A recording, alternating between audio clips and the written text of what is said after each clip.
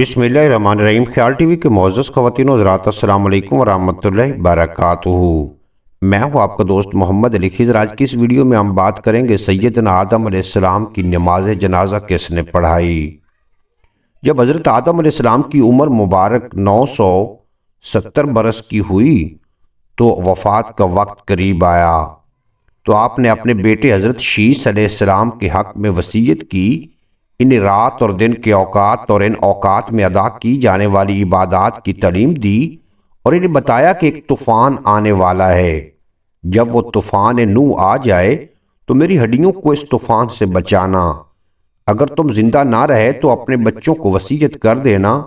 جمعے کا دن تھا کہ فرشتے اللہ تعالیٰ کے پاس سے جنت کی خوشبو اور جنت کا کفن لے کر آئے اور ان کے بیٹے حضرت شیس علیہ السلام سے تعزیت کی۔ ایک روایت ہے کہ جب حضرت آدم علیہ السلام کی وفات کا وقت قریب آیا تو انہوں نے اپنے بیٹوں سے کہا کہ بیٹو، میرا جنت کے پھل کھانے کو جی چاہتا ہے۔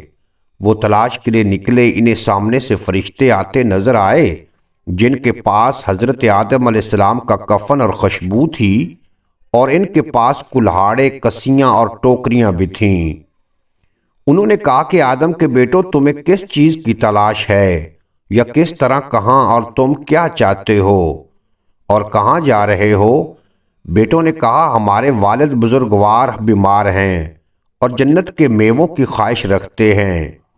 فرشتوں نے کہا، واپس چلے جاؤ، تمہارے والد تو فوت ہونے والے ہیں۔ فرشتے جب آدم علیہ السلام کی روح قبض کرنے کے لیے آئے تو حضرت حوا علیہ السلام نے انہیں دیکھ کر پہچان لیا اور وہ حضرت آدم علیہ السلام سے چمٹ گئیں۔ حضرت آدم علیہ السلام کہنے لگے، حوا، مجھ سے الگ ہو جاؤ۔ پہلے بھی مجھے تمہارے ذریعے سے ہی مصیبت پہنچی تھی، پہلے بھی مجھ سے تمہاری وجہ سے اللہ کی شان میں گستاخی ہوئی تھی، جس کی وجہ سے ہمارے خاص وطن جنت سے ہمیں نکال دیا گیا۔ مجھے میرے رب کے فرشتوں کے ساتھ رہنے دو۔ فرشتوں نے ان کی روح قبض کی، غسل دیا، کفن پہنایا، خوشبو لگائی، آپ کی قبر کھودی اور لحد تیار کی۔ پھر انہوں نے آدم علیہ السلام کی نماز جنازہ ادا کی اور انہیں قبر میں رکھ کر اوپر سے مٹی ڈال دی۔ پھر فرشتوں نے کہا، آدم کے بیٹو، تمہارے لیے یہی طریقہ ہے، تم اپنے مردوں کو اسی طرح دفن کرنا۔ امید ہے آج کی یہ مختصر ویڈیو آپ کو پسند آئے گی۔ اگر ویڈیو پسند آئی ہے تو چینل کو سبسکرائب فرما کے بیل نوٹیفیکیشن کو پریس کرنا، تاکہ مستقبل میں اپلوڈ ہونے والی تمام ویڈیو بر وقت آپ تک پہنچتی رہیں۔